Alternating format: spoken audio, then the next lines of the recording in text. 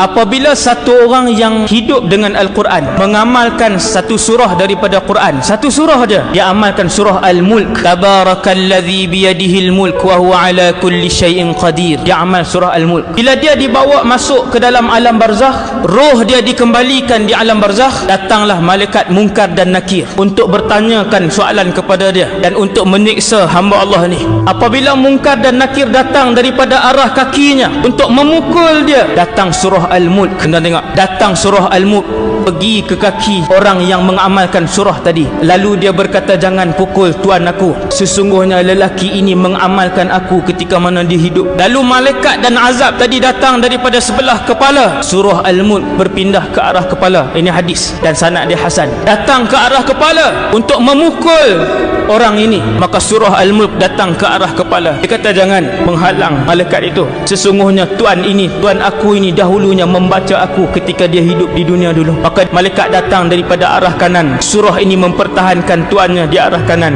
Malaikat datang daripada arah kiri, surah ini mempertahankan tuannya daripada disiksa di alam kubur daripada arah sebelah kiri. Lalu pulanglah malaikat itu, maka selamatlah tuan yang menghidupkan surah Al-Mulk di dalam kehidupannya.